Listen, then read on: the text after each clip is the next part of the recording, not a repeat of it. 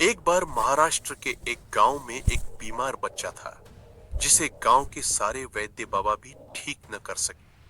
उसी समय गांव के बाजार में एक बहुत विचित्र साधु आया जिनका हंसना किसी पहेली सा था, बातें गूढ़ और आंखों में अपूर्व चमक। लोग उसे देखकर हैरान थे। उसने सिर्फ एक शब्द कहा, विश्वास। लेकिन असली चमत्कार तो उस समय हुआ जब एक गरीब औरत अपने बेटे के लिए उस साधु के पास रोती हुई पहुंची। यह साधु कौन था, कैसे कष्ट दूर हुआ, गांव में क्या हुआ, आगे की कहानी में जानिए। गांव की एक बुजुर्ग महिला लक्ष्मी के पास एक ही गाय थी जिसकी वजह से पूरे परिवार को दूध मिलता। एक दिन गाय बीमार पड़ी, न खाती थी न दूध देती। साथ ही उसके 3 साल के बेटे को बुखार था जो बढ़ता ही जा रहा था। सब इलाज बेकार थे। गांव के लोग कहते, अब तो कोई चमत्कार ही इस घर को बचा सकता है। वही साधु जो बाजार में बैठा था रोती हुई लक्ष्मी को देखकर बोला, विश्वास रखो, गाय भी ठीक होगी, बेटा भी, लेकिन परीक्षा होगी। उसने गाय के सींग पर चंदन लगाया और घर जाने को कहा। लक्ष्मी घर पहुंची तो देखा गाय उठकर रंभाने लगी, धीरे धीरे घास खाने लगी।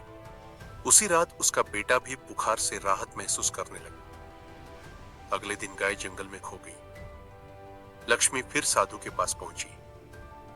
साधु ने घर के आंगन से एक कंकड़ उठाया, उसे गाय के नाम से मंत्र फूंका और लक्ष्मी को दिया। यह ज्यों आंगन में फेंक दे, गाय लौट आएगी।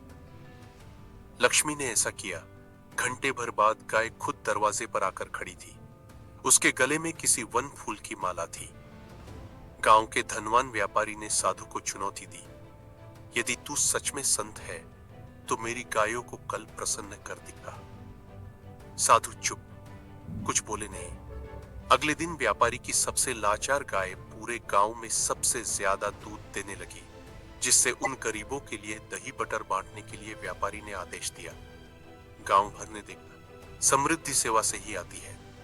व्यापारी को भी सच्चा संत का चमत्कार समझ आया। लक्ष्मी का बेटा बड़ा हुआ, पढ़ने लिखने में तेज पर थोड़ा घमंडी। एक दिन गांव में साधु आया, बच्चे को पुकारा, तू यदि सच्चा है तो सबसे छोटे को सबसे पहले गले लगाना। बच्चे ने गांव के सबसे गरीब लड़के को गले लगाया। गांव में मिठाई बांटी। कुछ दिन बाद साधु ने गांव वालों को बुलाया। विश्वास, सेवा और नम्रता, यही सबसे बड़ा चमत्कार है। अगर जीवन में कभी संकट आए तो मेरे नाम पर विश्वास रखना, हर संकट पार हो जाएगा।